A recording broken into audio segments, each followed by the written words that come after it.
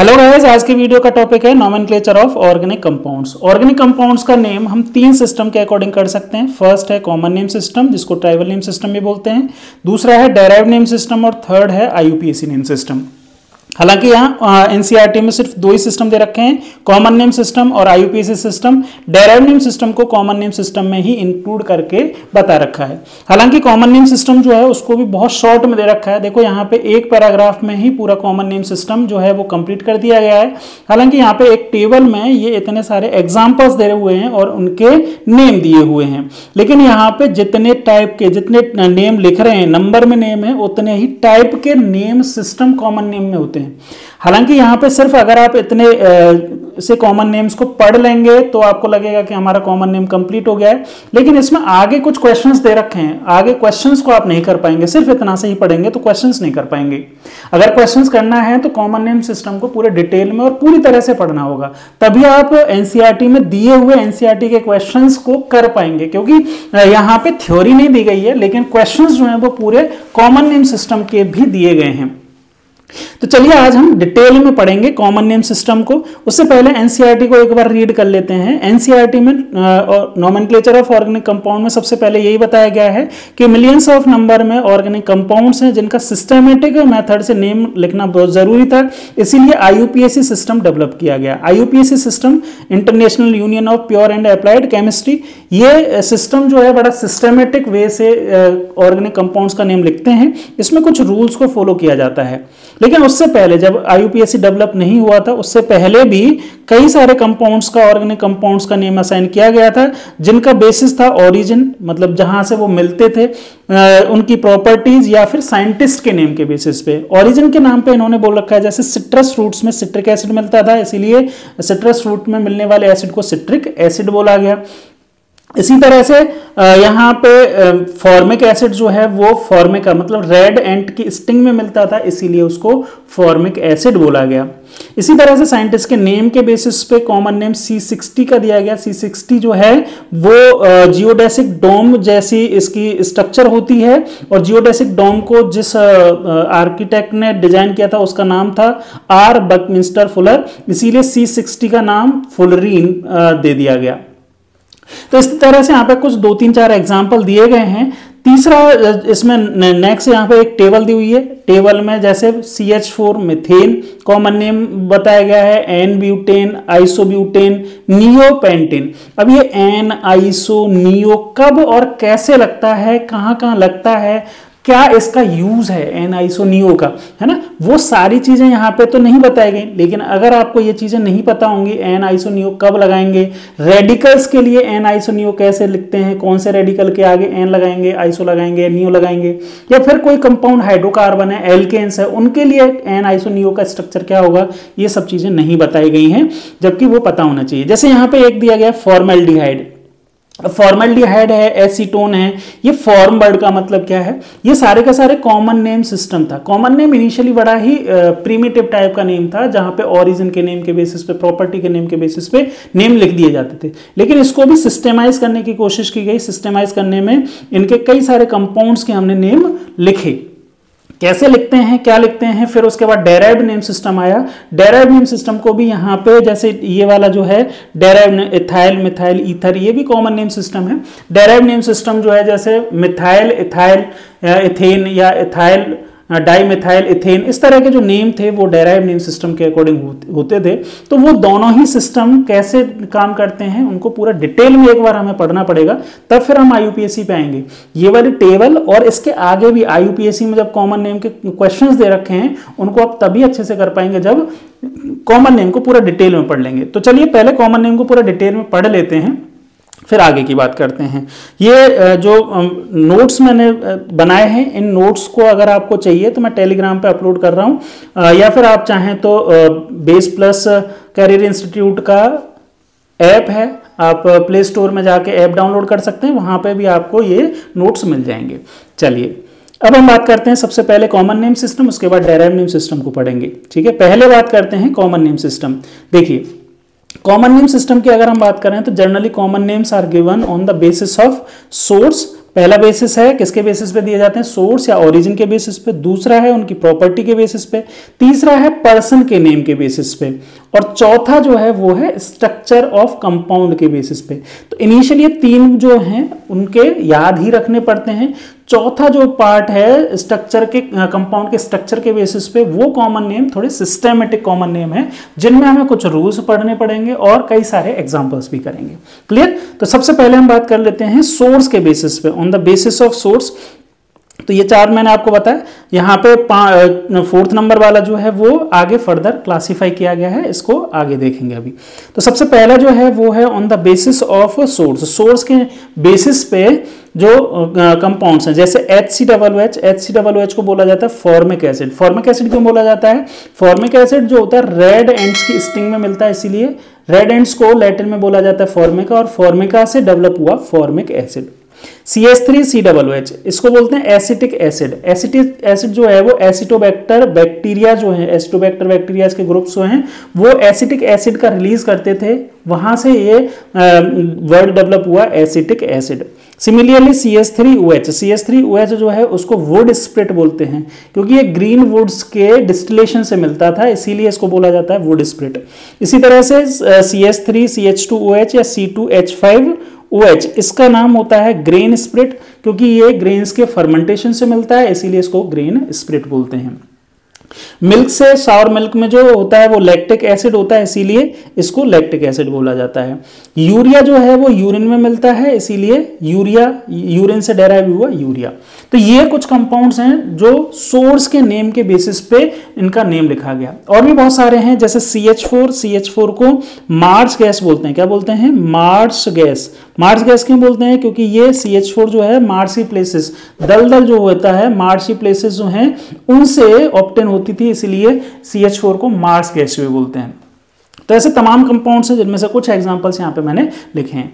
इसी तरह से सेकंड है on the basis of properties. Properties के बेसिस पे भी कंपाउंड्स का नेम लिखा गया, कॉमन नेम। जैसे ग्लाइकस का मतलब होता है स्वीट इन टेस्ट, तो ऐसे कंपाउंड जिनका टेस्ट जो है वो स्वीट होता था, ये प्रॉपर्टी है स्वीट इन टेस्ट। तो ऐसे C6H12O6 इसको ग्लूकोज बोल देते हैं, ग्लाइकॉल हुआ, ग्लिसरॉल हुआ, इन सभी में GLY वर्ड जो आ रहा है ग्लाई से आ रहा है, ग्लाइकस से आ रहा है। ग्लाइकस का मतलब होता है स्वीट इन टेस्ट, मतलब जिनमें GL वर्ड या GLY वर्ड जो आ रहा है वो कंपाउंड्स स्वीट होंगे टेस्ट में। नेक्स्ट है on the basis of name of person. Person के नेम के बेसिस पे, जैसे एक एग्जांपल तो हमने पढ़ा था C60, इसको फुलरीन बोलते हैं। बकमिंस्टर फुलर के नेम के बेसिस पे इसका नाम फुलरीन हो गया, फुलरीन। ठीक है, फुलरीन। इसी तरह से RMGX जो होता है इसको हम बोलते हैं ग्रिग्नियर रिएजेंट। ये इसका केमिकल नेम है एल्काइल मैग्नीशियम हैलाइड, लेकिन इसको ग्रिग्नियर रिएजेंट बोलते हैं। फ्रैंकलिन रिएजेंट, R2ZN बोलते हैं, फ्रैंकलिन रिएजेंट है। ऐसे और भी तमाम ऑर्गेनिक केमिस्ट्री में रिएजेंट के नेम जो हैं वो पर्सन के नेम के बेसिस पे किए गए, जो कि कॉमन नेम सिस्टम के अकॉर्डिंग दिए गए हैं। ठीक है, जो सबसे इंपॉर्टेंट और सबसे थोड़ा सा बड़ा जो सिस्टम है जिसमें कुछ रूल्स भी इंक्लूड होने लगे। अभी तक यहाँ तक जो है इन तीनों सिस्टम में कोई रूल्स इंक्लूड नहीं थे, या तो सोर्स के बेसिस पे या प्रॉपर्टी के बेसिस पे या फिर पर्सन के नेम के बेसिस पे नेम लिख दिए गए थे। पहली बार यहाँ पे ऑर्गेनिक कंपाउंड्स का स्ट्रक्चर के बेसिस पे जब नॉमेनक्लेचर करना स्टार्ट किया, ये भी कॉमन नेम सिस्टम ही है। तो यहाँ पे कुछ रूल्स हैं, तो इसको 3 पार्ट में हम डिस्कस करते हैं। सबसे पहला है common name of hydrocarbons. Hydrocarbon आप जानते ही हैं, ऐसे कंपाउंड्स जो कार्बन और हाइड्रोजन से मिलकर बने होते हैं उनको क्या बोलते हैं? हाइड्रोकार्बन्स बोलते हैं। हाइड्रोकार्बन 2 टाइप्स के हो सकते हैं, पहले हैं सैचुरेटेड हाइड्रोकार्बन और दूसरे हैं अनसैचुरेटेड हाइड्रोकार्बन्स। ठीक है, सैचुरेटेड हाइड्रोकार्बन्स मतलब जिनमें कार्बन कार्बन के बीच में सिंगल बॉन्ड होता है उनको सैचुरेटेड हाइड्रोकार्बन्स बोलते हैं। कार्बन कार्बन के बीच में डबल बॉन्ड या फिर कार्बन कार्बन के बीच में ट्रिपल बॉन्ड होता है उनको अनसैचुरेटेड हाइड्रोकार्बन्स बोलते हैं। दूसरे जो स्ट्रक्चर के बेसिस पे कॉमन नेम पढ़ेंगे वो पढ़ेंगे common name of hydrocarbon radicals. ये बड़ा इंपॉर्टेंट है, ये IUPAC में भी कई जगह काम आता है। जो रेडिकल्स हैं, अगर इनमें हाइड्रोकार्बन में से एक या एक से ज्यादा हाइड्रोजन हटा दिए जाएं तो जो आपके इंटरमीडिएट बनता है उनको हम बोलते हैं रेडिकल्स, हाइड्रोकार्बन रेडिकल्स। तो उनका कॉमन नेम किस तरह से करेंगे? नेक्स्ट है hydrocarbon, common name of hydrocarbon derivatives. Hydrocarbon derivatives का मतलब है कि अगर हम रेडिकल में कोई फंक्शनल ग्रुप लगा दें, मतलब फंक्शनल ग्रुप कंटेनिंग कंपाउंड्स का कॉमन नेम किस तरह से करेंगे। तो ये 3 पार्ट हैं, तो एक एक करके इनको डिस्कस कर लेते हैं। सबसे पहले हम बात करते हैं common name of hydrocarbons. Hydrocarbon में पहले टाइप के हाइड्रोकार्बन होते हैं सैचुरेटेड हाइड्रोकार्बन और दूसरे होते हैं अनसैचुरेटेड। पहले बात करें सैचुरेटेड हाइड्रोकार्बन। सैचुरेटेड हाइड्रोकार्बन जो हैं उनको उनका कॉमन नेम लिखते हैं एल्केन। अब एल्केन जो है ये 2 वर्ड से मिलकर बना हुआ है, एक है एल्क और एक है एन, ALK एल्क और ANEN। तो एल्क वर्ड जो है वो यहाँ पे बताता है number of carbon in compound, मतलब यहाँ पे पूरे कंपाउंड में जो नंबर ऑफ कार्बन होंगे उसको क्या बताएगा एल्क। और एन वर्ड जो है वो बताता है बॉन्डिंग बिटवीन कार्बन के बीच में बॉन्डिंग जो होगी उस वो किसको बता रहा है एन। एन का मतलब है कार्बन के बीच में कैसा बॉन्ड है, सिंगल बॉन्ड। ठीक है। अब एल्क वर्ड जो है वो बिल्कुल बेसिक सी बात बता रहा हूं मैं यहां से कि आप लोग अगर कुछ पहले पढ़ चुके हैं तो ये आपके लिए थोड़ा रिवीजन टाइप हो जाएगा। एल्क वर्ड जो है वो क्या क्या हो सकते हैं, अगर पूरे कंपाउंड में एक ही कार्बन है तो एल्क की जगह हम क्या लिखेंगे, मेथ लिखेंगे। 2 कार्बन है तो एथ, 3 कार्बन है तो प्रोप, 4 कार्बन है तो ब्यूट, 5 कार्बन है तो पेंट, 6 है तो हेक्स, 7 है तो सेप्ट, 8 है तो ऑक्ट, 9 है तो नॉन और 10 है तो डेक, 11 है तो अनडेक, 12 है तो डोडेक, 13 है तो ट्राइडेक, टेट्राडेक। इस तरह से आगे नेम लिखते जाएंगे। हमें इतने 10 तक की भी 10 या 11 तक काम आता है, उसके बाद में हमें ज़्यादा जरूरत नहीं होती। बाकी ये नंबरिंग जो है टोटल नंबर ऑफ कार्बन का एल्क वर्ड जो है वो आप 100, 1000 कितने तक भी लिख सकते हो इस तरह से। क्लियर है, समझ में आया। तो सैचुरेटेड हाइड्रोकार्बन्स में एल्क वर्ड जो है वो total number of carbon in compounds को शो करता है। जैसे फॉर एग्जांपल अगर हम एक कार्बन के कंपाउंड की बात करें, जैसे CH4 है, कार्बन है और कार्बन के बीच में यहाँ पे कोई बॉन्ड नहीं है, सिर्फ कार्बन और हाइड्रोजन के बीच में बॉन्ड है, तो इसको सैचुरेटेड हाइड्रोकार्बन ही बोलेंगे। इसका नाम क्या होगा, इसमें टोटल नंबर ऑफ कार्बन 1 है, तो इसलिए इसके लिए रूट वर्ड जो है वो लिखेंगे एल्क की जगह हम क्या लिखेंगे, मिथ लिखेंगे। कार्बन के बीच में सिंगल बॉन्ड हो या फिर कार्बन और हाइड्रोजन ये यहाँ पे सैचुरेटेड हो तो वो उसके लिए क्या लिखेंगे, एन लिखेंगे। तो इसका नेम हो जाएगा मिथेन। अब मिथेन वर्ड जो है वो किस तरह से आया, ये हमें एनसीईआरटी में तो डायरेक्ट दे रखा था, लेकिन आया कैसे नेम लिखते हैं वो अभी आपको समझ में आ गया होगा। अगर किसी कंपाउंड में 2 कार्बन है और कार्बन के बीच में सिंगल बॉन्ड है, 2 कार्बन के लिए एल्क की जगह हम क्या लिखेंगे, इथ, और कार्बन के बीच में सिंगल बॉन्ड है तो ANE, तो इसका नाम हो जाएगा इथेन। इस तरह से हम कॉमन नेम लिख सकते हैं। 3 कार्बन है किसी ऑर्गेनिक कंपाउंड में तो 3 कार्बन के लिए एल्क की जगह हम लिखेंगे प्रोप, PROP प्रोप, और कार्बन के बीच में यहाँ सिंगल बॉन्ड है तो इसके लिए लिखेंगे ANE, तो इसका नेम हो जाएगा प्रोपेन। इसी तरह से अगर कोई ऑर्गेनिक कंपाउंड है जिसमें 4 कार्बन है तो एल्क की जगह हम लिखेंगे ब्यूट, और कार्बन के बीच में यहाँ सभी सिंगल बॉन्ड हैं इसीलिए लिखेंगे ANE, तो इसका नेम हो जाएगा ब्यूटेन। ये नेम होगा ब्यूटेन। इसी तरह से यहाँ अगर देखें तो इसमें total number of carbon 1 2 3 4 carbon है, तो इसके लिए भी एल्क की जगह हम क्या लिखेंगे, ब्यूट। सभी कार्बन के बीच में सिंगल बॉन्ड ही है यानी कि सैचुरेटेड हाइड्रोकार्बन है तो ANE लिखेंगे, तो इसका नाम भी हो जाएगा ब्यूटेन। लेकिन यहाँ एक चीज समझिए, अब इसका नाम, इस कंपाउंड का नाम भी ब्यूटेन है और इस कंपाउंड का नाम भी ब्यूटेन है, दोनों का ही नाम ब्यूटेन लिखा। अब लेकिन दोनों की स्ट्रक्चर जो है वो तो डिफरेंट है, तो एक जैसा अगर हमें ब्यूटेन लिखा हुआ मिले तो हम ये वाली स्ट्रक्चर माने या फिर ये वाली स्ट्रक्चर माने, तो यहाँ पे दिक्कत आ गई। तो कॉमन नेम सिस्टम में इस प्रॉब्लम को सॉर्ट आउट करने के लिए एन आइसोनियो का कॉन्सेप्ट दिया। एन आइसोनियो कॉन्सेप्ट क्या है कि जो ब्यूटेन जैसे आपने लिखा है और दोनों की स्ट्रक्चर अलग अलग आ रही है तो एक के आगे एन लगा दीजिए, दूसरे के आगे आइसो या नियो लगा दीजिए। कैसे लगाएंगे एन, कब लगाएंगे आइसो, कब लगाएंगे नियो, तो उसके लिए यहाँ पर रूल है कि अगर अनब्रांच्ड एल्केन है, अनब्रांच्ड हाइड्रोकार्बन है और मिनिमम उसमें 4 कार्बन है तो उसके लिए हम एन वर्ड लगा सकते हैं आगे।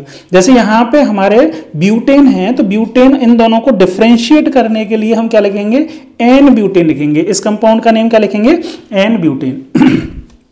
आइसो वर्ड कब लगाएंगे, जब टर्मिनल या सेकंड लास्ट जो कार्बन है उससे सेकंड नंबर के कार्बन पर एक CH3 मिथाइल ग्रुप अगर अटैच होता है तो उसके आगे लगा देते हैं हम आइसो। जैसे यहाँ पे इस पे देखिए, यहाँ पे एक ये टर्मिनल कार्बन है, या किसी को भी आप मान सकते हो इसमें, तो यहाँ पे सभी तीनों ही टर्मिनल है, किसी एक को मान लीजिए। जैसे ये एक पूरी चेन है और ये लास्ट कार्बन बोल सकते हो, लास्ट कार्बन से सेकंड नंबर के कार्बन पर एक CH3। अब यहाँ पे ये वाली जो है इसको सीधी चेन बोल दें तो सेकंड नंबर का कार्बन कौन सा, ये वाला जो कार्बन है इसको सेकंड नंबर कार्बन बोलेंगे। इस कार्बन पर एक CH3 लगा हुआ है, तो इस तरह के कंपाउंड को हम क्या लिखेंगे, आइसो लिखेंगे। तो इसका नाम हो जाएगा आइसोब्यूटेन। नियो कब लिखेंगे, जब लास्ट कार्बन से सेकंड नंबर के कार्बन पर दो CH3 ग्रुप लगे हुए हों, तो उसके लिए हम लिखेंगे नियो। और नियो के लिए मिनिमम 5 कार्बन होने चाहिए। जैसे एक और एग्जांपल है, जैसे मैंने ब्यूटेन का एग्जांपल तो बताया ही, इसके अलावा C5H12 अगर ये एक एल्केन है जिसमें टोटल नंबर ऑफ कार्बन 5 हैं, तो यहाँ पे इसका नेम एल्क की जगह हम लिखेंगे पेंट, क्योंकि 5 कार्बन के लिए पेंट लिखते हैं। कार्बन कार्बन के बीच में यहाँ सिंगल बॉन्ड ही होगा तो ANE लिख देंगे, तो इसका नेम हो गया पेंटेन। अब पेंटेन की 3 अलग अलग स्ट्रक्चर बन सकती हैं। पहली स्ट्रक्चर ये बनेगी जिसमें कोई भी चेन नहीं है, स्ट्रेट चेन बन गई। दूसरी स्ट्रक्चर आपकी ऐसी बनेगी जिसमें एक CH3 की चेन बन जाए, और तीसरी स्ट्रक्चर ऐसी बन सकती है जिसमें 2 CH3 की चेन बन जाए। ये बड़ा इंपॉर्टेंट है, इसको याद रखिएगा। आपसे इनके ऐसे एन पेंटेन या आइसोपेंटेन या नियो पेंटेन वर्ड देके IUPAC नेम पूछा जाता है। तो कॉमन नेम अगर आपको अच्छे से समझ में आ गया तो IUPAC इजीली आप लिख सकते हैं। तो देखो यहां पे पेंटेन तो सबके लिए लिख ही सकते हो आप, क्योंकि यहां पे टोटल नंबर ऑफ कार्बन सभी में 5 हैं। ध्यान रखिएगा कि हम जब कॉमन नेम लिखते हैं तो पूरे कार्बन पूरा जो मॉलिक्यूल होता है, ऑर्गेनिक कंपाउंड होता है, पूरा मॉलिक्यूल जो होता है उसमें total number of carbon count करते हैं। यहाँ पे कोई चेन वाला सिस्टम नहीं है। अभी जो चेन वाला सिस्टम नहीं है वो चेन या मेन हाइड्रोकार्बन चेन वो IUPAC में आएगी। अभी तो हमें क्या करना है, जितना भी बड़ा जो कंपाउंड है उसमें जितने भी कार्बन है उसको हमें काउंट करना है। तो इन तीनों स्ट्रक्चर में अगर आप देखेंगे तो सभी में 5 कार्बन ही है। तो 5 कार्बन है तो इनमें पेंट वर्ड सब में ही लिखा जाएगा, और सभी में कार्बन कार्बन के बीच में सिंगल बॉन्ड है तो ANA भी सब में लिखा जाएगा। तो पेंटेन तो इन सभी का नाम होगा ही, लेकिन क्योंकि इनकी स्ट्रक्चर जो है तीनों ही कंपाउंड्स की वो अलग अलग हैं, तो इनके आगे हमें इनको डिफरेंशिएट करने के लिए एन आइसोनियो लगाना पड़ेगा। एन कब लगाएंगे, अगर हमारे पास ऐसा ऑर्गेनिक कंपाउंड है जिसमें कोई भी ब्रांच नहीं है, स्ट्रेट चेन है, तो उसके आगे हम क्या लगा देते हैं, एन लगाएंगे। अगर हमारे टर्मिनल कार्बन, ये एक टर्मिनल कार्बन है, इससे सेकंड नंबर के कार्बन पर, ये सेकंड नंबर का कार्बन है, लास्ट कार्बन ये है, लास्ट कार्बन से सेकंड नंबर का कार्बन ये है, इसके ऊपर एक CH3 लगा हुआ है। लास्ट कार्बन का मतलब ये बोलूं, लास्ट बोलूं इसको, या फिर यहां पे टर्मिनल भी बोल देते हैं, कई बार इसको क्या बोल देते हैं, टर्मिनल कार्बन, है ना। टर्मिनल बोले या लास्ट बोले, समझाने के लिए लास्ट बोल रहे हैं, बाकी टर्मिनल वर्ड ज्यादा ठीक है। तो अगर यहाँ टर्मिनल कार्बन से सेकंड नंबर के कार्बन पर एक मिथाइल ग्रुप होता है तो आइसो लगा देंगे, और टर्मिनल कार्बन से सेकंड नंबर के कार्बन पर 2 मिथाइल ग्रुप हों, एक मिथाइल ग्रुप ये, एक मिथाइल ग्रुप ये। अब कहेंगे ये भी तो मिथाइल ग्रुप है, 3 हो गए, नहीं, ये वाली एक चेन है। जब हम इसको टर्मिनल बोल रहे हैं तो इसको कहीं एंड भी तो करेंगे, 2 टर्मिनल होंगे एक चेन में, तो यहाँ पे एंड किया तो ये तो मेन चेन हो गई। सेकंड नंबर के कार्बन पर 2 मिथाइल ग्रुप हैं, ध्यान रखना मिथाइल ग्रुप ही होने चाहिए, CH3 ग्रुप ही होने चाहिए एन आइसोनियो लिखने के लिए। तो उसके लिए हमें क्या लिख देंगे, neo pentane. Pentane total number of carbon 5 है। तो इस तरह से एन आइसोनियो का कॉन्सेप्ट जो है वो एल्केन्स के लिए लिखा जाता है। ये एन आइसोनियो का कॉन्सेप्ट जो है वो रेडिकल्स के लिए भी हम सीखेंगे। रेडिकल्स के लिए स्लाइटली डिफरेंट है, थोड़ा सा डिफरेंट है, बहुत ज्यादा नहीं, लेकिन कैसे है वो भी अभी सीख लेंगे। तो पहले टाइप के हमने पढ़ लिया कॉमन नेम किसका, सैचुरेटेड हाइड्रोकार्बन का। नेक्स्ट हम बात करते हैं जो अनसैचुरेटेड हाइड्रोकार्बन है उनके कॉमन नेम, लेकिन उससे पहले एक्सेप्शन की बात कर लेते हैं।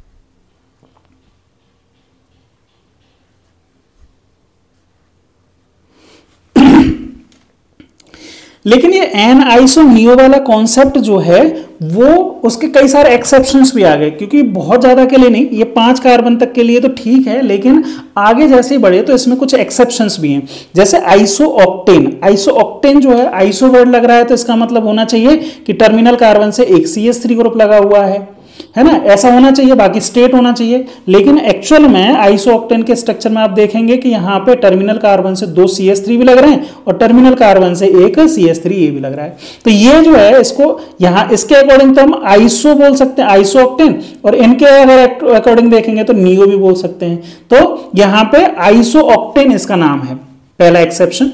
दोनों ही बोल सकते हैं लेकिन यहाँ पे हमें आइसोऑक्टेन ही बोला गया।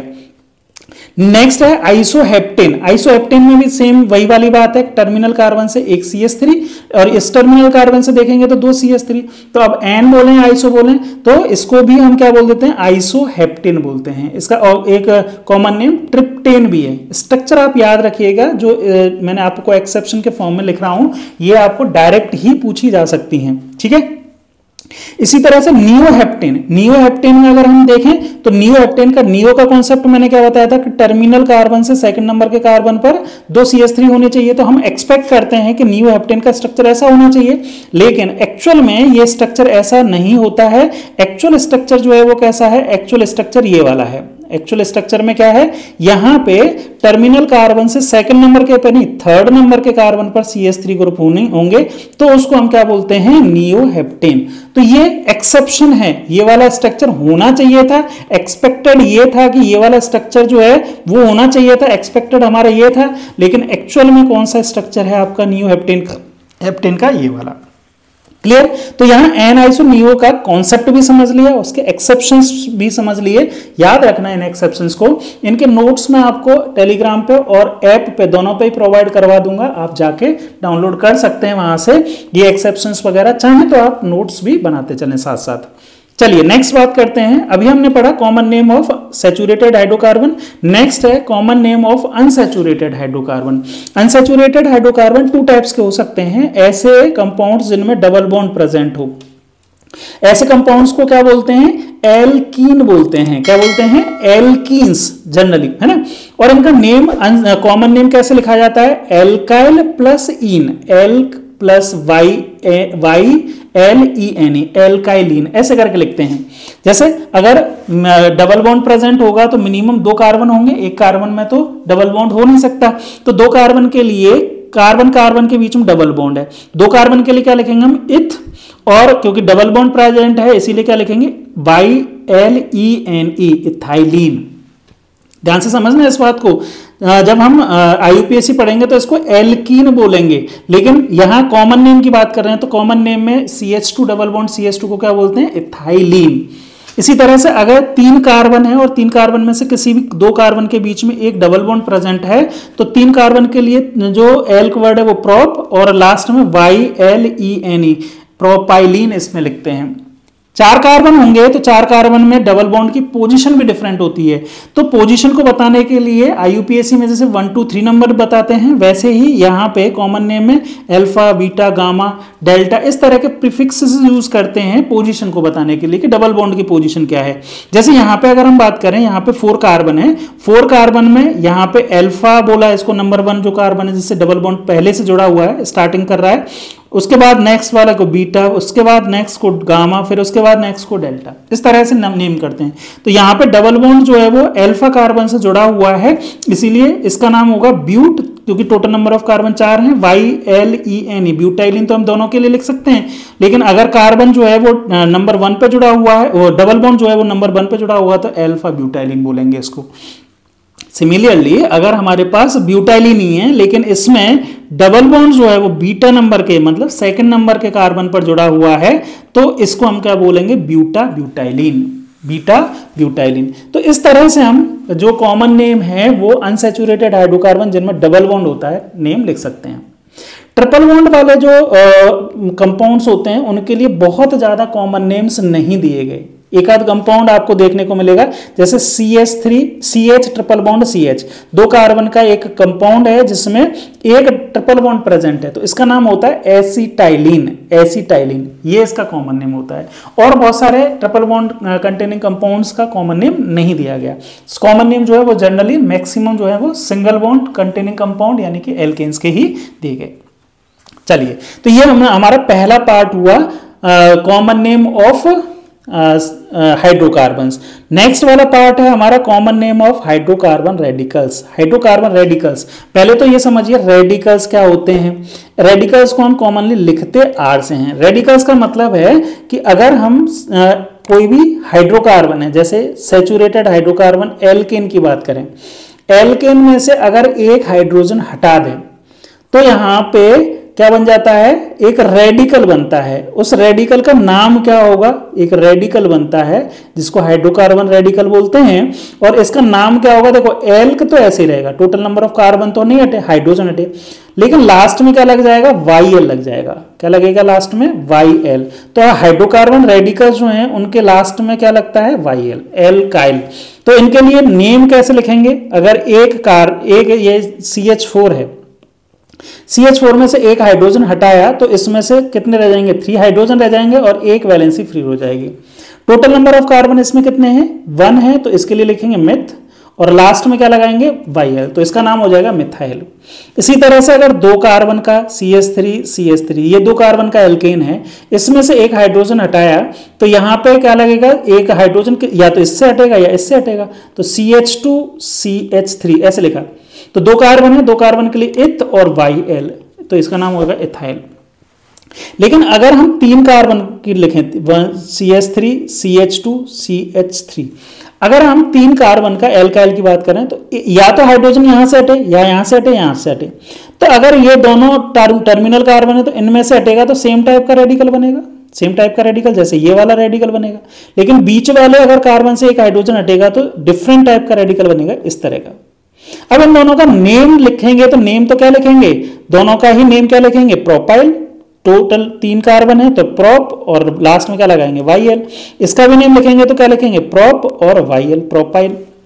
लेकिन दोनों का स्ट्रक्चर अलग अलग है, तो इनके स्ट्रक्चर को डिफरेंशिएट करने के लिए अगेन हम क्या लिखेंगे, एन आइसोनियो का कॉन्सेप्ट, जो अभी हमने एल्केन में पढ़ा था, लेकिन स्लाइटली वो डिफरेंट है। वहां 4 कार्बन होने चाहिए थे मिनिमम, यहां 3 कार्बन पे ही हमें डिफरेंशिएट करने की जरूरत हो गई। तो देखो एन आइसोनियो में बड़ा सिंपल सा है रेडिकल्स के लिए, अगर एन वाला कॉन्सेप्ट तो सेम है कि अनब्रांच्ड रेडिकल होगा तो उसके आगे एन लगा देंगे। अगर एक CH3 की ब्रांच सेकंड लास्ट कार्बन पर प्रेजेंट होगी तो उसके लिए क्या लिखेंगे, आइसो लिखेंगे। और अगर 2 CH3 प्रेजेंट होंगे सेकंड लास्ट पे तो उसके लिए नियो। लगभग सेम बात है जैसे हमने एल्केन पढ़ी, लेकिन डिफरेंस क्या है, डिफरेंस समझना। डिफरेंस है कि जो आइसो है वो एल्केन्स के लिए, एल्केन्स में तो 4 कार्बन के लिए था, लेकिन यहां पे कितने कार्बन के लिए हो गया, 3 कार्बन के लिए, पहली बात। दूसरा, इस एल्काइल ग्रुप जो है, ये वाला जो ग्रुप है, इसको बोलते हैं हम आइसोप्रोपाइल ग्रुप, यानी कि आइसो ग्रुप के लिए मिनिमम 3 कार्बन होने चाहिए। अब यहां पे ये जो फ्री वैलेंस से जुड़ी हुई है, ये इस कार्बन पर जुड़ी हुई है जो कि 2 डिग्री है। लेकिन इसके अलावा जितने भी आइसो जहां पे भी लगाएंगे वहां पे ये फ्री वैलेंस जो है वो 1 डिग्री कार्बन पे होनी चाहिए। इसके अलावा ये तो ग्रुप हो गया, इसके अलावा जहां पे भी होगा वो 1 डिग्री पे अगर जुड़ा हुआ है तभी आइसो लगाएंगे। 2 चीजें हो गई यहां पे कि एक तो आपके पास टर्मिनल या सेकंड लास्ट कार्बन में एक CH3 ग्रुप होना चाहिए और फ्री वैलेंस जो है वो 1 डिग्री पे प्रेजेंट होनी चाहिए। कई बच्चे यहाँ पे कंफ्यूज होते हैं कि सर यहाँ पे तो ये वाला जो कार्बन है, ये वाला कार्बन, ये तो 2 डिग्री है, तो यहाँ पे भी तो फ्री वैलेंस लग रही है। अरे भाई ये तो यहाँ पे ग्रुप ही, आइसो ग्रुप स्टार्ट ही यहाँ से हो रहा है, तो इसमें डिग्री वगैरह नहीं देखेंगे। इसके आगे जितने भी हम देखेंगे, इसमें एक CH3 लग गया, तो यहाँ इसके आगे जितने भी कंपाउंड्स होंगे, मतलब जितने भी रेडिकल्स होंगे, उनमें सभी में जो फ्री वैलेंसी है वो कहां प्रेजेंट होनी चाहिए, 1 डिग्री पे, और टर्मिनल कार्बन पर एक CH3 होगा, तो उसके लिए हम आइसोबर लगाएंगे। टोटल नंबर ऑफ कार्बन कितने हैं इसमें, 4, 1 2 3 4 के लिए ब्यूट, और क्योंकि रेडिकल है फ्री वैलेंसी प्रेजेंट है तो YL। क्लियर, समझ में आया। इसी तरह से पेंटाइल वर्ड जो है, पेंटाइल, उसमें भी क्या लिखेंगे, जो ये फ्री वैलेंसी है वो कहां प्रेजेंट होनी चाहिए, 1 डिग्री कार्बन पर, है ना। टर्मिनल कार्बन से 2 CH3 ग्रुप प्रेजेंट होने चाहिए और फ्री वैलेंसी जो है वो कहां प्रेजेंट होनी चाहिए, आपके 1 डिग्री कार्बन पर, तो नियो लगाएंगे। क्लियर बात समझ में आई। तो आप इतनी, ये जो स्ट्रक्चर अभी मैंने बनाए हैं ये वाले और इनके नेम लिखे, वही आपको अगर याद रख लोगे तो भी काम चल जाएगा आपका। कुछ एग्जांपल्स जैसे समझिए। अब यहां पे अगर ये वैलेंसी 1 डिग्री ना हो के 2 डिग्री या 3 डिग्री पे प्रेजेंट हो, अगर वैलेंसी जो है या वैलेंस फ्री वैलेंसी जो है वो 2 डिग्री या 3 डिग्री पे प्रेजेंट हो तो हम एनाइसो नियो ने लगा के फिर क्या लगाएंगे, सेकेंडरी और टर्सरी लगाएंगे। जैसे फॉर एग्जांपल यहां पे एक एग्जांपल लिया ब्यूटाइल का ही है ना, ब्यूटाइल में कैसे, यहां CH3, अब ये अनब्रांच्ड है आपको दिख रही है, लेकिन अनब्रांच्ड में 1 डिग्री कार्बन, ये जो फ्री वैलेंसी प्रेजेंट है, फ्री वैलेंसी कहां प्रेजेंट है, ये 2 डिग्री पे। अगर फ्री वैलेंसी 1 डिग्री कार्बन पर प्रेजेंट होती तो n लगा देते यहाँ पे, 1 डिग्री का मतलब यहाँ पे प्रेजेंट होती या यहाँ पे प्रेजेंट होती तब तो n लगाते, लेकिन ये फ्री वैलेंसी जो है वो 2 डिग्री पे प्रेजेंट है, तो 2 डिग्री प्रेजेंट है तो इसके लिए क्या लिखेंगे, सेकेंडरी ब्यूटाइल।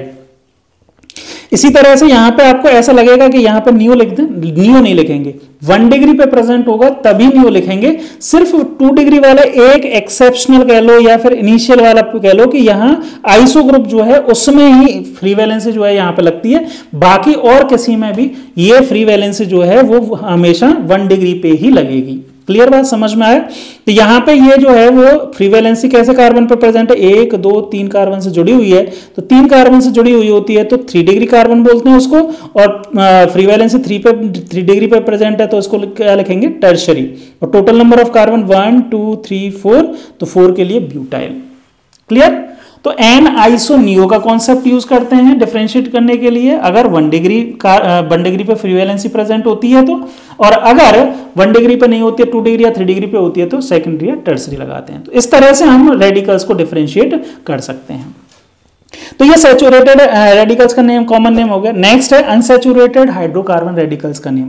अब इनके तो नेम याद रखना, जैसे 2 कार्बन है, जैसे CH2 डबल बॉन्ड CH2, ये इथाइलिन था, इथाइलिन से एक हाइड्रोजन अगर हटाया तो यहां पे हमारे पास क्या बनता है, विनाइल है ना, CH2 डबल बॉन्ड CH और यहाँ पे फ्री वैलेंसी प्रेजेंट हो।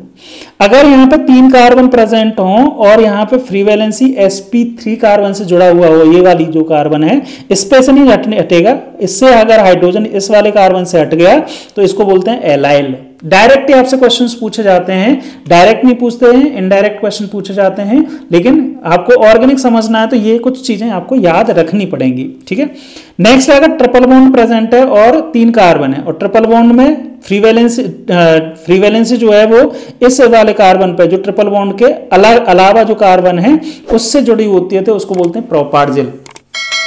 ये 2 नेम बड़े इंपॉर्टेंट हैं। अगर हम बेंजीन है C6H6, इसको स्ट्रक्चर के फॉर्म में हम इस तरह से बना देते हैं, बेंजीन है, या इसको इस तरह से भी बना सकते हो आप। तो बेंजीन में से अगर एक हाइड्रोजन रिमूव होता है तो C6H5 बनता है, इसको इस तरह से भी बना देते हैं, इस तरह से ये वाला है, यहां से किसी में से भी एक हाइड्रोजन हट गया तो इसको बोलते हैं फिनाइल। इसको क्या बोलते हैं, फिनाइल। याद रखना इस बात को कि अगर बेंजीन में से एक हाइड्रोजन निकल जाता है तो फिनाइल रेडिकल बनता है। लेकिन अगर हमारे पास टोलुइन है, टोलुइन क्या होती है, टोलुइन होती है, ये बेंजीन है, बेंजीन के ऊपर एक CH3 लग गया। अब हाइड्रोजन अगर इस CH3 पे से हटे, अगर हाइड्रोजन कहां से हटे, इस CH3 से, बेंजीन रिंग वाले कार्बन के हाइड्रोजन ना हटके इस CH3 से हटे तो इसका नाम होता है बेंजाइल। क्या होता है इसका नाम, बेंजाइल।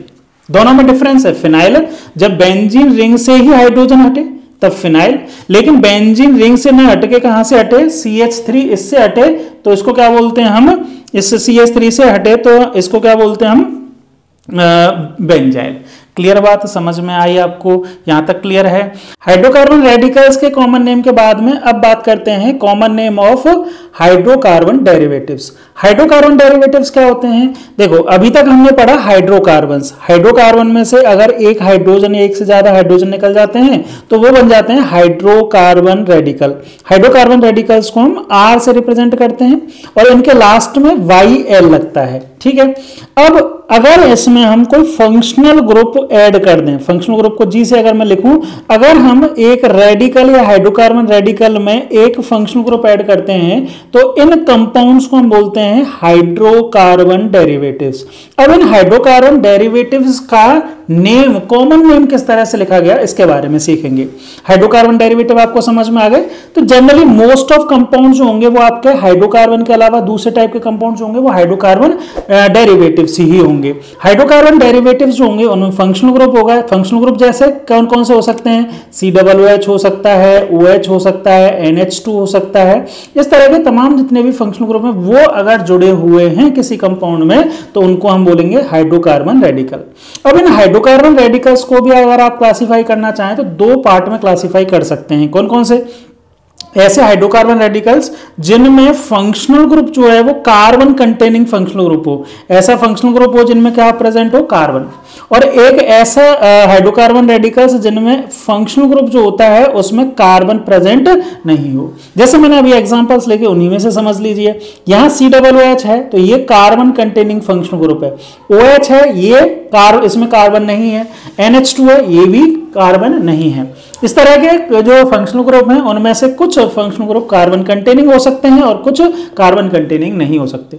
दोनों तरह के हाइड्रोकार्बन डेरिवेटिव्स या कंपाउंड्स का नेम अलग अलग तरह से किया जाता है। देखो पहला जो है, पहला सिस्टम ए सिस्टम बी, ये सिर्फ नेम है, बाकी आप इतना सा समझिए। एक तरह के कंपाउंड्स जिनमें फंक्शनल ग्रुप है लेकिन उनमें कार्बन नहीं है, जिनमें कार्बन नहीं है उनका जो नोमेनक्लेचर किया जाता है वो सिस्टम ए के अकॉर्डिंग किया जाता है। और दूसरा है सिस्टम बी, ऐसे कंपाउंड्स या ऐसे हाइड्रोकार्बन डेरिवेटिव्स जिनके फंक्शनल ग्रुप में कार्बन प्रेजेंट होता है उनको सिस्टम बी के अकॉर्डिंग करते हैं। कैसे करते हैं ध्यान से समझिए। फॉर्मेट दोनों का ही कैसे होता है, पहले हम प्रीफिक्स लिखते हैं और उसके बाद में सफिक्स लिखते हैं।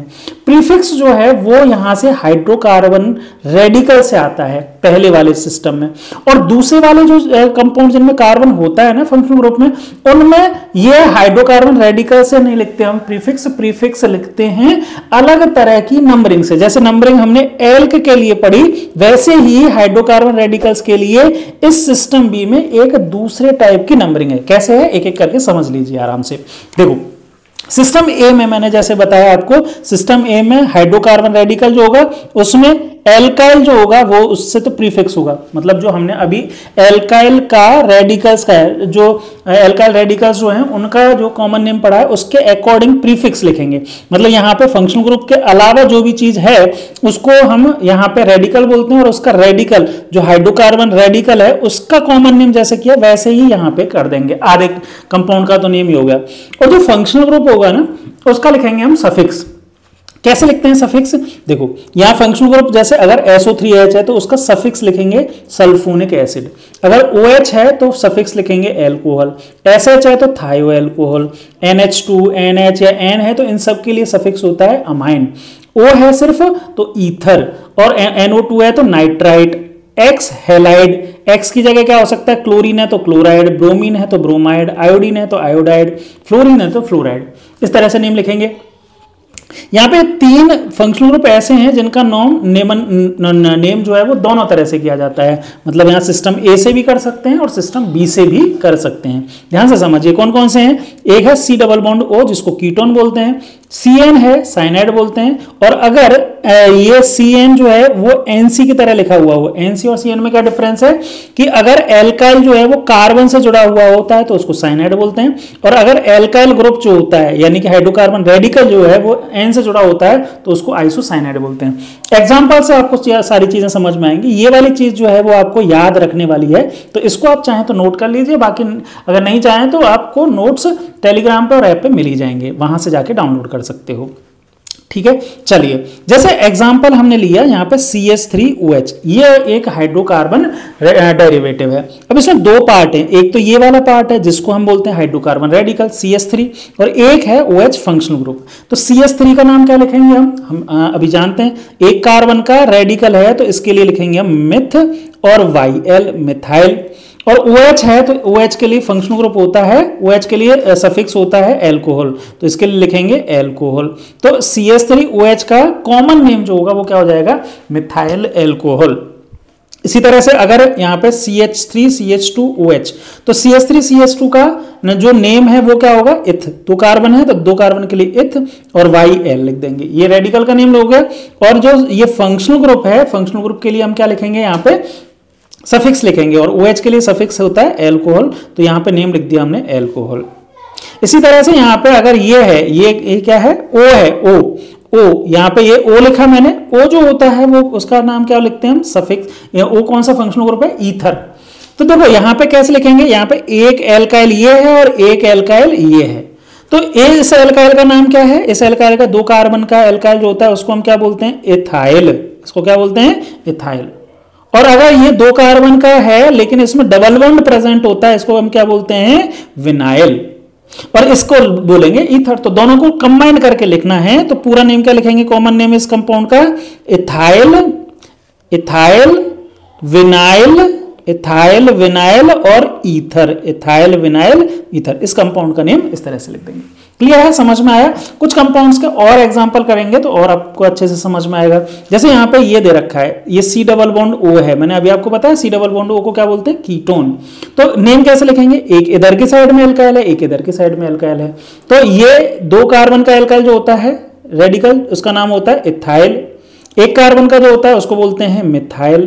तो इथाइल, मिथाइल, और इस C डबल बॉन्ड O को बोलेंगे हम कीटोन। तो इसका नाम हो जाएगा इथाइल मिथाइल कीटोन। सिमिलरली अगर इसको देखें तो ये वाला जो रेडिकल है, इसका अभी मैंने आपको नाम बताया था, इसका नाम होता है बेंजाइल। अगर बेंजीन रिंग है और उसके ऊपर एक CH3 लगा हो, उसमें से एक हाइड्रोजन निकल जाए तो उसका बोलते हैं बेंजाइल। और इसको हम क्या बोलते हैं, फिनाइल। इसको क्या बोलते हैं, फिनाइल। तो इनका दोनों को कंबाइंड अल्फाबेटिकली लिखेंगे। बी वाले से स्टार्ट हो रहा है तो पहले उसका नाम लिख देंगे रेडिकल का, बेंजाइल, और दूसरा लिखेंगे हम फिनाइल, और C डबल बॉन्ड O जो है इसका नाम लिखेंगे कीटोन। तो इसका नाम हो जाएगा बेंजाइल फिनाइल कीटोन। इसका नाम कैसे लिखेंगे, देखो यहाँ पे ये C डबल बॉन्ड O है और यहाँ पे CH3 है, CH3। तो 2 बार चाहे तो CH3 का नाम मिथाइल होता है, 2 बार मिथाइल मिथाइल लिखें। अगर एक ही नाम 2 बार रिपीट हो रहा है तो उनके आगे डाई ट्राई ऐसे लगा देते हैं, 2 होते हैं तो डाई लगाएंगे। तो डाई मिथाइल, डाई मिथाइल, और C डबल बॉन्ड O को बोलेंगे ketone. C double bond O को क्या बोलेंगे, कीटोन, है ना। ये इसका कॉमन नेम हो गया। अच्छा, इस कंपाउंड का एक और कॉमन नेम होता है, इसको बोलते हैं एसीटोन। इसको क्या बोलते हैं, एसीटोन भी बोलते हैं। तो डाइमेथाइल कीटोन या फिर एसीटोन। अब आप कहेंगे सर इनका नाम है कौन सा एक्चुअल में, ये सारे ही नेम है इस कंपाउंड के। अगर IUPAC देखेंगे तो एक नेम और आएगा। तो ऑर्गेनिक जो केमिस्ट्री है उसमें एक ही कंपाउंड के कई सारे नेम्स हो सकते हैं, क्योंकि अलग अलग टाइम पे अलग अलग तरीके से नेम दिए गए थे, इसलिए एक से ज्यादा एक कंपाउंड के नेम हो सकते हैं। ठीक है। अगर मैं बोलूं ये CH3 SO3H, इसका क्या नाम होगा, देखो CH3 का नाम क्या होता है, मिथाइल, और SO3H का हमने अभी बात पढ़ा है क्या होता है, देखो ये वाला सल्फोनिक एसिड। तो यहां पे मैं क्या लिखूंगा, मिथाइल सल्फोनिक एसिड, ये नेम हो गया।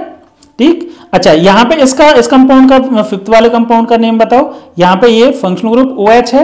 OH के अलावा जो है बचा हुआ इस रेडिकल का नाम क्या होगा, इस रेडिकल में टोटल 3 कार्बन है और यहाँ पे वैलेंसी इस कार्बन पे लगी हुई है। तो 3 कार्बन के को हम क्या बोलते हैं, आइसोप्रोपाइल। आइसोप्रोपाइल। सिर्फ प्रोपाइल कब लिखते, देखो प्रोपाइल तब लिखते जब ऐसे होता है CH3 CH2 CH2 और OH।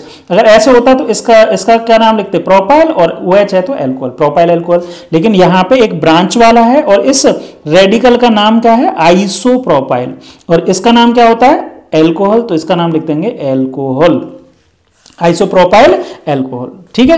अब यहाँ पे ईथर का है, ईथर का नेम अभी हमने बात की थी। यहाँ पे ये मिथाइल है, ये इथाइल है, तो कल अल्फाबेटिकली लिख देंगे। पहले इथाइल को लिखेंगे और फिर मिथाइल को लिखेंगे, इथाइल मिथाइल, और ओ जो है इसको क्या बोलते हैं, ईथर, तो ईथर लिख देंगे। क्लियर, समझ में आया। तो इस तरह से हम क्या करेंगे, नेम, रेडिकल्स का नेम अगर हमें लिखना आ गया है तो हम इजीली किसी भी हाइड्रोकार्बन डेरिवेटिव का भी नेम लिख सकते हैं। क्लियर। चलिए जी आगे बात करते हैं। यहाँ पे और भी बहुत सारे कंपाउंड्स दे रखे हैं, मैं इनका सबका नेम करके बता देता हूं। चाहें तो आप वीडियो को पहले पॉज कर लीजिए और उसके बाद इन सभी का नेम अपने आप से लिखिए। अगर आपको समझ में आ गए तो अपने आप से नेम लिखेंगे तो आपको और कॉन्फिडेंस आएगा। बाकी मैं सभी को लिख के तो बता ही रहा हूं। जैसे यहाँ पे इसका नेम क्या हो जाएगा, ये है CH3 CH2, इसका नाम होता है इथाइल, और NH2 जो होता है इसका नाम होता है अमाइन। इसका नाम क्या होता है, amine, ethyl amine. CH3 CH2 Cl, CH3 CH2 को क्या बोलते हैं हम, इथाइल, और यहाँ पे Cl है, Cl का क्या नाम होता है, हैलाइड बोलते हैं, X होता है जनरल, और क्लोरीन है तो chloride, ethyl chloride, ethyl chloride. इसका नाम क्या हो जाएगा, इसका नाम ये CH2 डबल बॉन्ड CH, और ये अगर ऐसे हो रेडिकल तो इसका नाम हमने पढ़ा है क्या होता है, विनाइल, विनाइल, और इसका नाम Cl है तो क्लोराइड। ठीक है।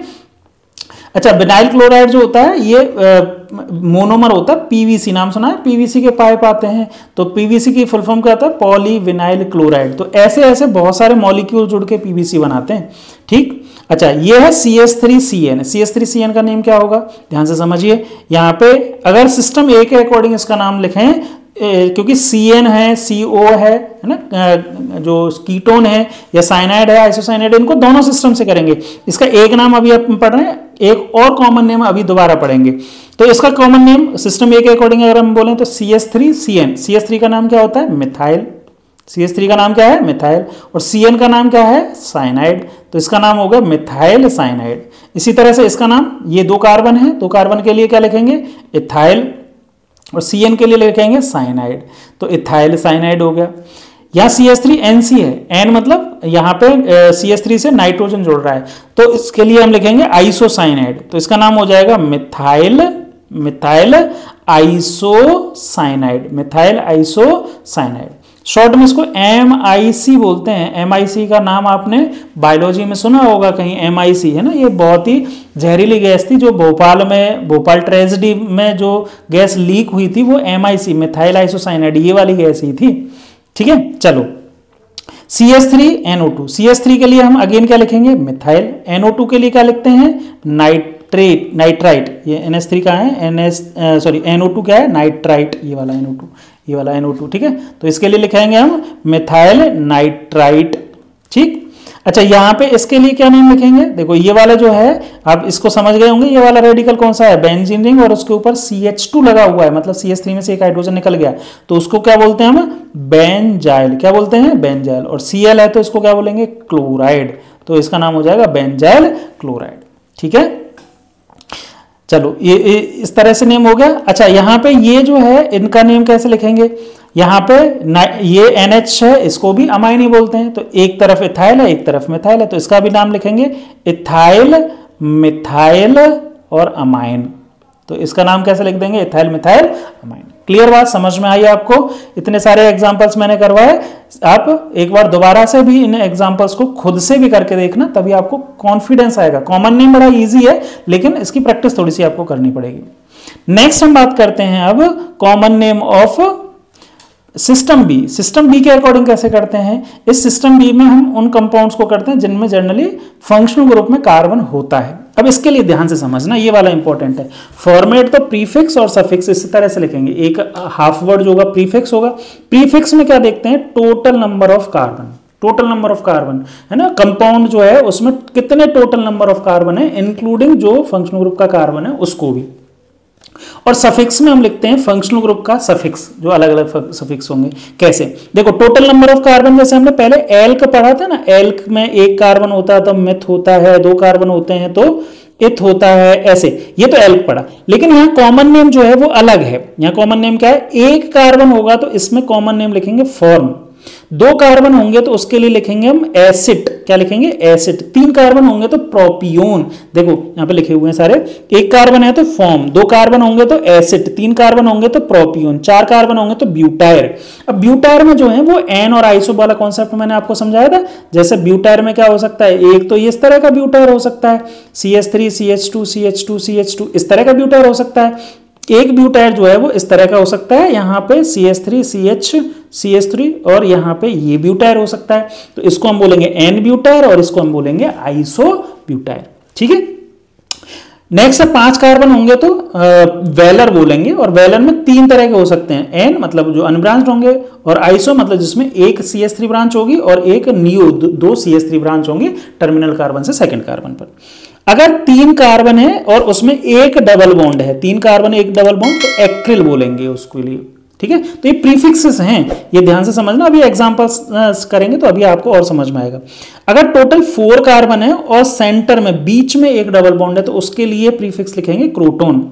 और अगर इस तरह का है CH3CO, ये एक ग्रुप लगा हुआ है और साथ में कार्बन कंटेनिंग फंक्शनल ग्रुप है, तो उसके लिए लिखेंगे पाइरूव, ठीक है। ये तो बात हुई प्रीफिक्स की। कार्बन कंटेनिंग फंक्शनल ग्रुप में प्रीफिक्स जो है वो इस तरह से लिखेंगे हम, ठीक है।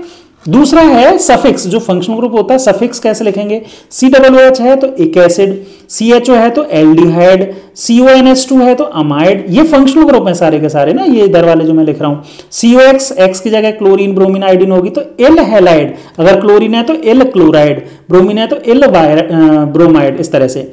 CN है तो CN का एक मैंने अभी आपको बताया था, CN का एक तो हम साइनाइड लिखते हैं, लेकिन अगर हम सिस्टम बी के अकॉर्डिंग लिखेंगे तो ओ नाइट्राइल लिखेंगे, है ना। अब कहोगे सर कब लिखेंगे सिस्टम ए के अकॉर्डिंग, कब लिखेंगे सिस्टम बी के अकॉर्डिंग, आपको ऐसा नहीं बताना, आपको तो ऑप्शन मिलेंगे ना कि भाई इसका कोई कंपाउंड दे दिया, उसका करेक्ट नेम क्या है या ये इनमें से कौन सा नेम नहीं है, तो आपको सारी चीजें आती होंगी तो आप इजीली ऑप्ट कर सकते हो, ठीक है।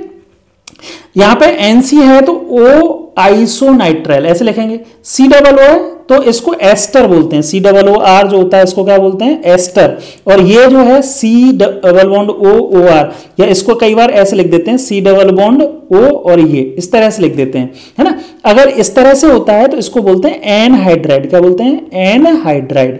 तो एस्टर और एनहाइड्राइड का नेम थोड़ा सा डिफरेंट है ना। वैसे तो कॉमन नेम लिखते हैं लेकिन थोड़ा सा डिफरेंट है, लिखने का तरीका इसमें अलग है, तो इन दोनों को अलग से मैं आपको बताऊंगा, ठीक है। पहले इनकी बात कर लेते हैं, जैसे एग्जांपल से समझिए। प्रीफिक्स और सफिक्स आपको समझ में आ गए, प्रीफिक्स सफिक्स के बाद में अब एग्जांपल्स लेते हैं। देखो जैसे आपके पास एक ये कंपाउंड मिला HCOOH, अब इसका कॉमन नेम लिखना है आपको, तो इसमें टोटल नंबर ऑफ कार्बन कितने दिख रहे हैं आपको, सिर्फ एक कार्बन दिख रहा है। एक कार्बन के लिए क्या वर्ड लिखते हैं हम, फॉर्म लिखेंगे। और COOH फंक्शनल ग्रुप है तो क्या लिखेंगे, एक एसिड प्लस एक एसिड मैंने लिखा, तो इसका नाम क्या हो जाएगा, फॉर्मिक एसिड। क्या नाम होगा इसका, फॉर्मिक एसिड। अगर दो कार्बन है इस पूरे कंपाउंड में, और दो कार्बन के लिए क्या वर्ड लिखते हैं हम, एसिड, और COOH फंक्शनल ग्रुप है तो क्या लिखेंगे, एक एसिड, तो इसका नाम क्या हो जाएगा, एसिटिक एसिड, ठीक है। अगर तीन कार्बन है तो तीन कार्बन के लिए क्या लिखते हैं हम, प्रोपियोन, क्या लिखते हैं, प्रोपियोन। और COOH फंक्शनल ग्रुप है तो क्या लिखेंगे, एक एसिड, तो इसका नाम क्या हो जाएगा, प्रोपियोनिक एसिड।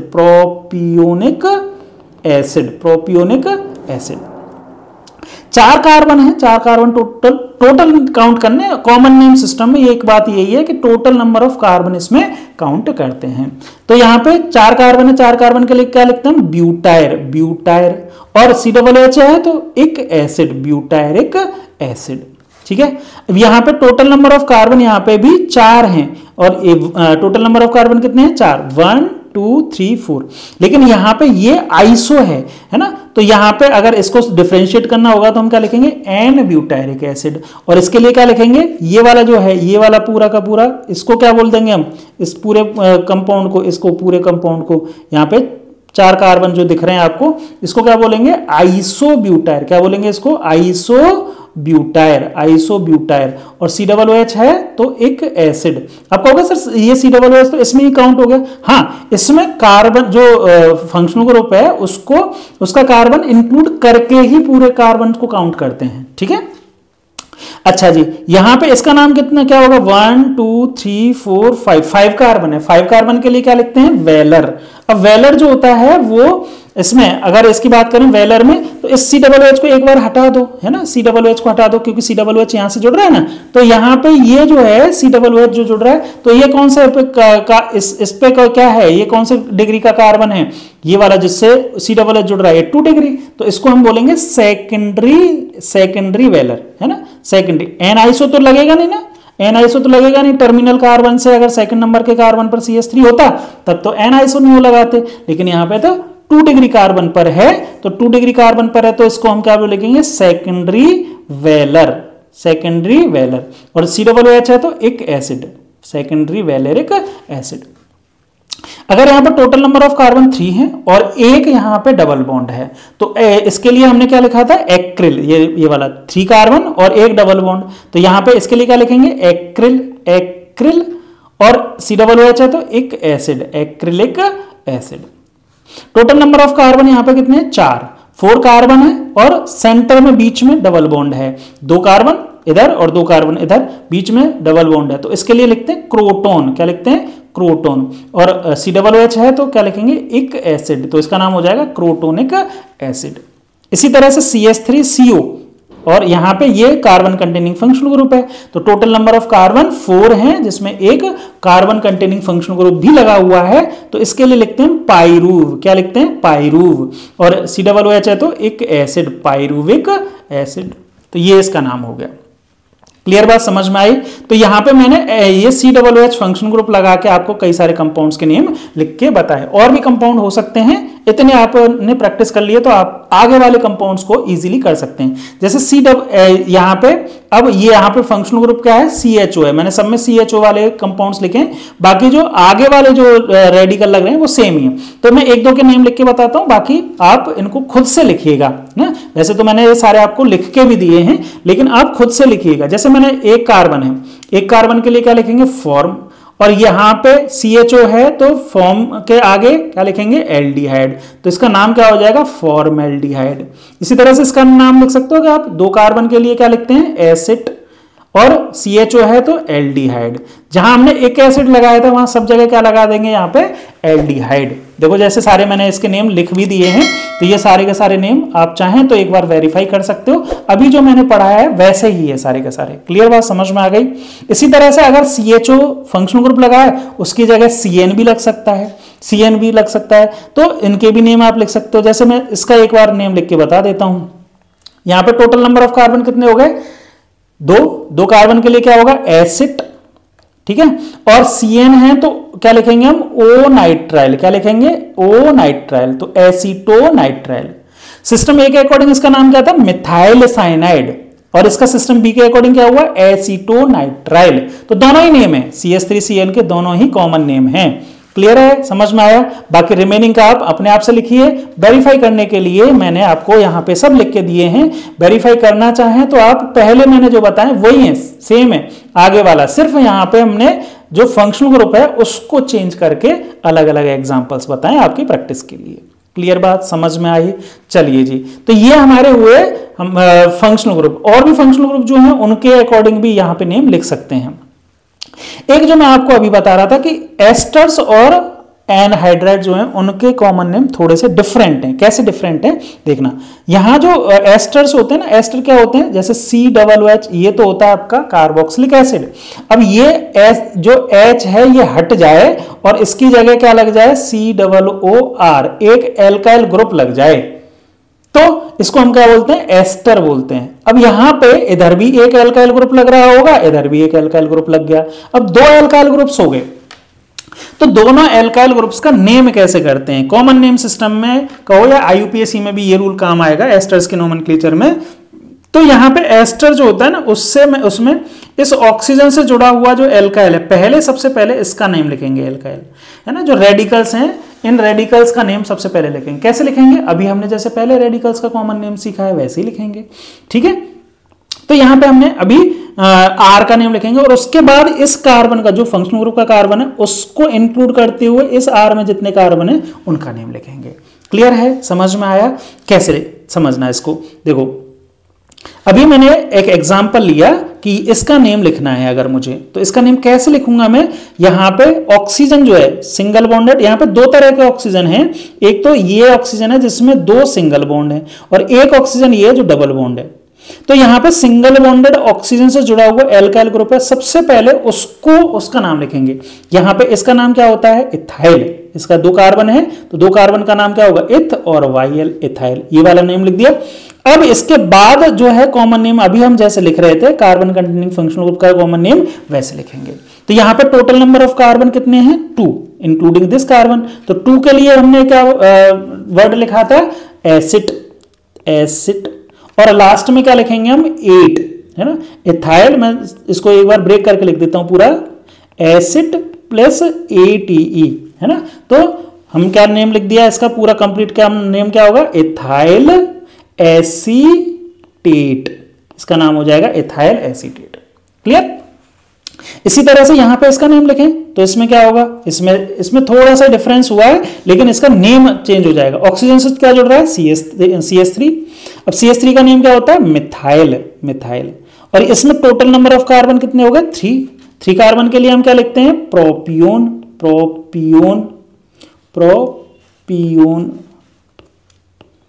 और लास्ट में क्या लिखेंगे ATE, तो इसका पूरा नाम हो जाएगा मिथाइल प्रोपियोनेट, मिथाइल प्रोपियोनेट।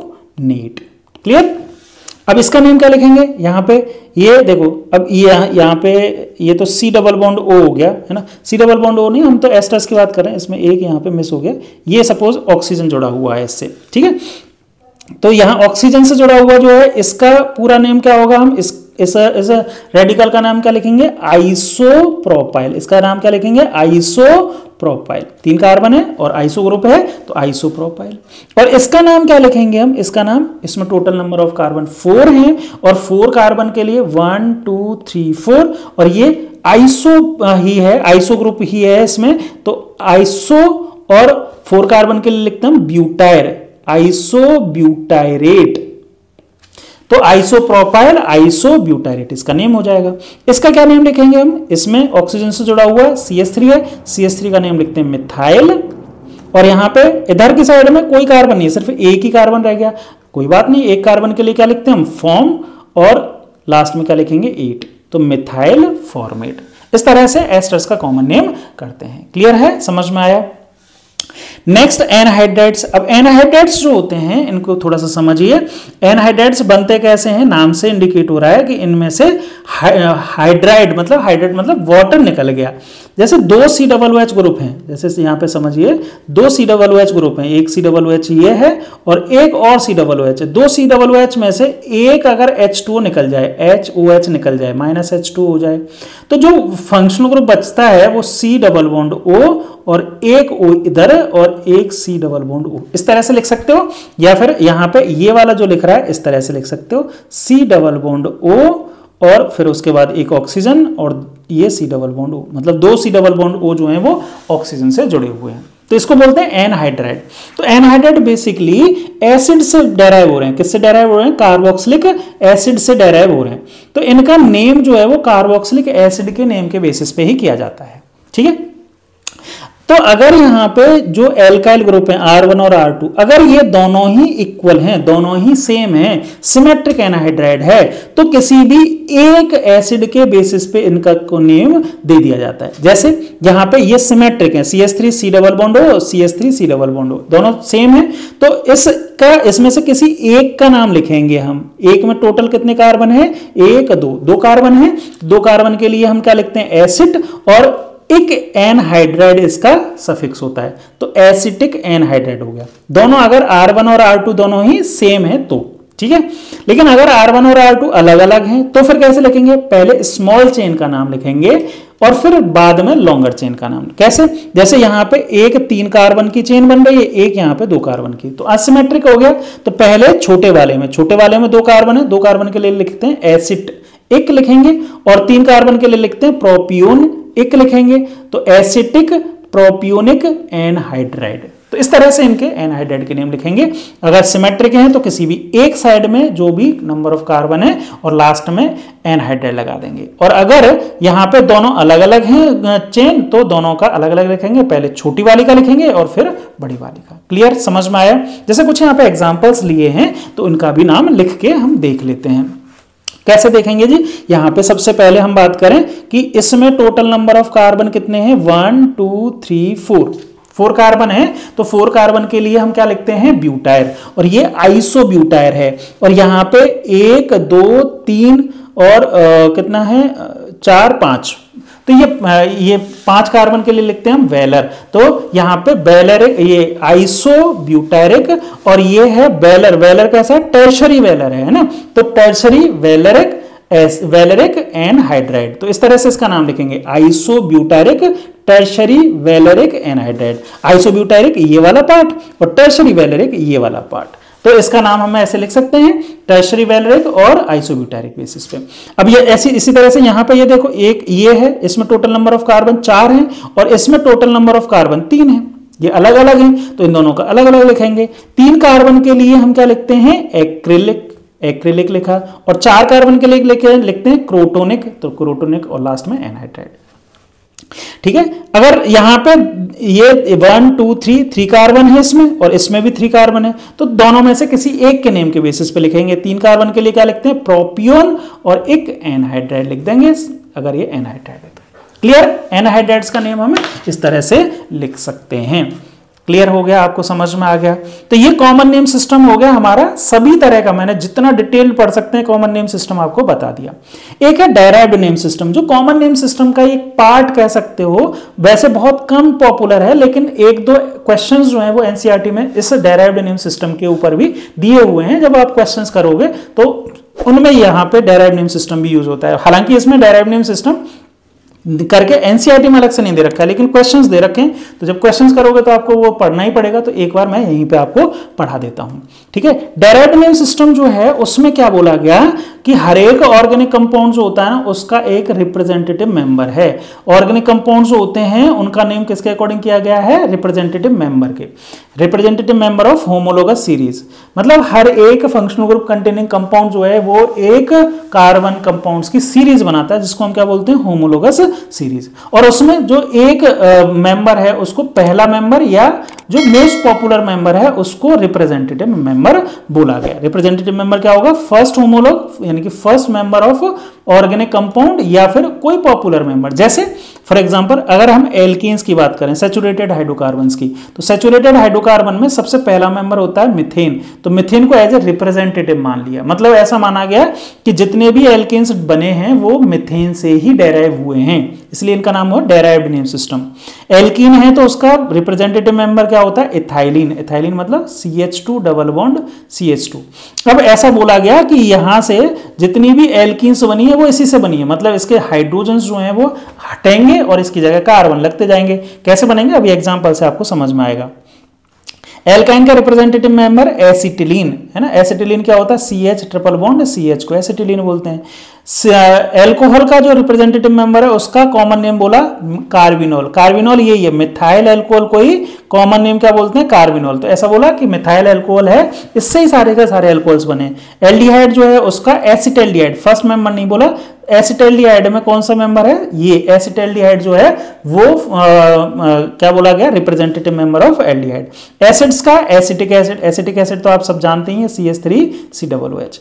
तो इनके रिप्रेजेंटेटिव मेंबर्स के बेसिस पे क्या बताए गए? नेम बताए गए। अब समझना है इसमें, यहां सारा का सारा गेम जो है वो रेडिकल्स का नेम का ही है। हमने अब इस रेडिकल्स का नेम इसीलिए पढ़ा इतना अच्छे से। तो रेडिकल्स का नेम जो है वो आपको आएगा कैसे? एल्केन्स की बात करें तो एल्केन्स में मैंने अभी बताया रिप्रेजेंटेटिव मेंबर मीथेन है।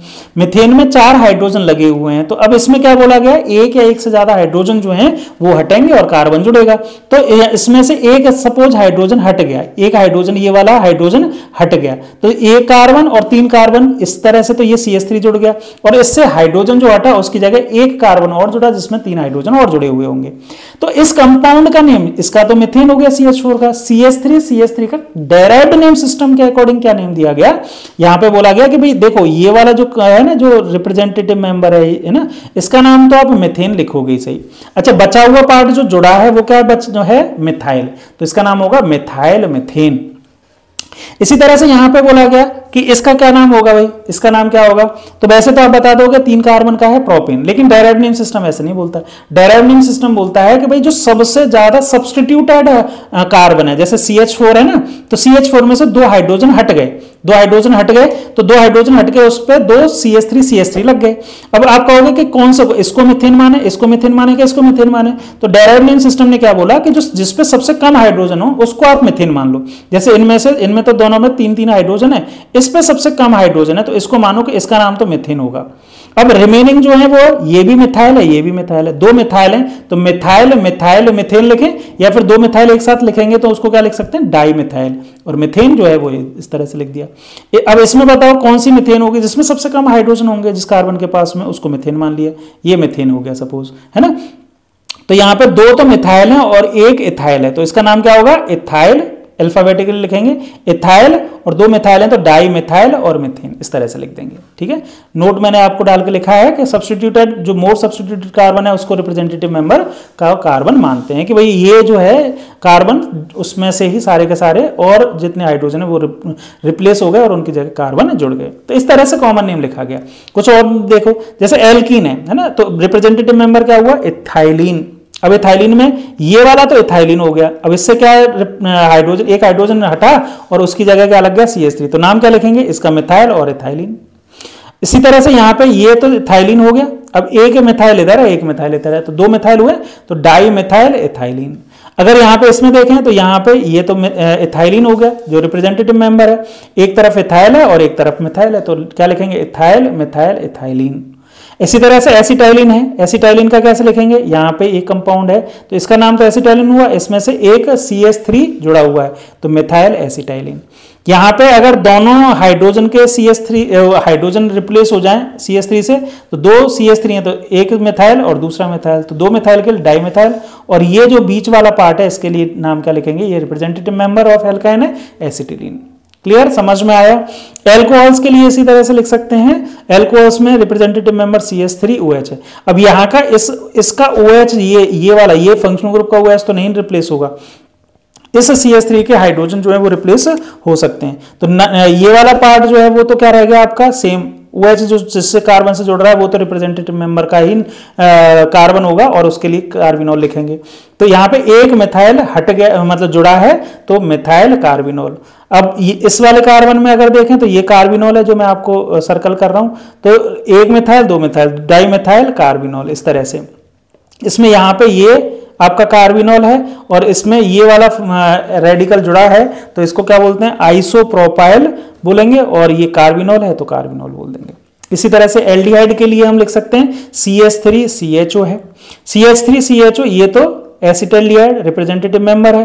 दूसरा कोई एल्डिहाइड है तो उसमें ये चीज देखेंगे कि भाई रिप्रेजेंटेटिव मेंबर कहाँ है, ये वाला रिप्रेजेंटेटिव मेंबर हो गया। तो इसके अलावा क्या बच रहा है रेडिकल CH3, तो इस CH3 का नाम है मिथाइल और इस पूरे का नाम अभी भी क्या लिखेंगे हम, एसिटाल्डिहाइड। इस तरह से हम लिख सकते हैं। कार्बोक्सिलिक एसिड के लिए सेम ऐसे ही, कार्बोक्सिलिक एसिड के लिए रिप्रेजेंटेटिव मेंबर है एसिटिक एसिड CH3COOH, तो COOH से जुड़ा हुआ जो कार्बन है वो तो इसका एसिटिक एसिड का ही पार्ट होगा। अब यहाँ पे एक मिथाइल जुड़ रहा है तो मिथाइल एसिटिक एसिड बोल देंगे। यहाँ पे ये वाला कार्बन जो है वो सबसे ज्यादा सब्स्टिट्यूट हो चुका है, तो यहाँ पे 3 मिथाइल सब्स्टिट्यूट हुए हैं कार्बन के, तो एक मिथाइल दो मिथाइल तीन मिथाइल, 3 मिथाइल अगर होती हैं तो ट्राई मिथाइल बोलेंगे, अगर 2 होती हैं तो डाई, 3 होती हैं तो ट्राई, 4 होती हैं तो टेट्रा, है ना। इस तरह के सेम मेंबर अगर एक जैसे रिपीट होते हैं तो हम ऐसे लिख सकते हैं उनके आगे। तो ट्राई मिथाइल लिखे इन तीनों मिथाइल्स का नाम, और ये COOH जो है उसके लिए क्या लिखेंगे, एसिटिक एसिड। सिमिलरली यहाँ पे अगर ये कंपाउंड दिया है तो इसमें रिप्रेजेंटेटिव मेंबर यहाँ पे CH3OH है जिसका नाम एसिटिक एसिड लिखेंगे, और बचे हुए जो हैं ये एक इथाइल है और एक मिथाइल है, तो इथाइल मिथाइल एसिटिक एसिड। तो ये डेराइव्ड नेम सिस्टम जो है वो इस तरह से है कि हर एक का एक रिप्रेजेंटेटिव मेंबर बताया कि हर एक होमोलोगस सीरीज का एक रिप्रेजेंटेटिव मेंबर है, और उससे जो कार्बन है उससे कार्बन से जुड़े हुए हाइड्रोजन जो है वो अदर कार्बन से रिप्लेस होते हैं, और एल्काइल ग्रुप जो रिप्लेस होता है उसका नाम लिखेंगे, बाकी रिप्रेजेंटेटिव मेंबर का नाम तो एज सच लिखेंगे इसे। क्लियर बात समझ में आई। तो ये डेराइव्ड नेम सिस्टम हुआ। तो मैंने आपको डिटेल में common name system, derived name system detail में पढ़ लिया। नेक्स्ट जो सबसे सिस्टमेटिक और सबसे इजी है वो है IUPAC नोमेनक्लेचर। IUPAC नोमेनक्लेचर को नेक्स्ट क्लास में अपन पढ़ेंगे। अभी तक आपको आई होप समझ में आ गया होगा कि हमने जो पढ़ा है, वैसे NCERT में तो बहुत छोटा सा दिया है। मैं अगर NCERT में आपको दोबारा से लेके चलता हूं तो NCERT में अगर अपन देखें तो NCERT में तो सिर्फ ये इतनी सी दे रखी थी, तो आप अभी आपको ये सारे वर्ड्स जो हैं वो इजी लग रहे होंगे, समझ में आ रहे होंगे कि इनका मतलब क्या है, इनका मतलब क्या है, इनका मतलब क्या है। ठीक है, अभी ये वाले जो हैं ये आपके एरोमेटिक हाइड्रोकार्बन्स और उनके डेरिवेटिव्स के नेम हैं, तो इनको आगे चल के एक बार हम बात करेंगे, है ना। अभी तो इतनी सी चीज ही पढ़ाई, आपको इतना डिटेल हो गया अपना लेक्चर, लेकिन ये अगर आपने पूरा लेक्चर अच्छे से बनाए, नोट्स अच्छे से बनाए और इनकी प्रैक्टिस जितनी मैंने करवाई है उतनी कर ली, तो आपको कहीं पे भी किसी भी तरह का नेम में आपको कहीं दिक्कत नहीं आएगी। ठीक है, अगर आपको ये वीडियोस अच्छे लग रहे हैं तो चैनल को सब्सक्राइब कीजिए। तो चलिए फिर मिलते हैं नेक्स्ट वीडियो में। Thank you.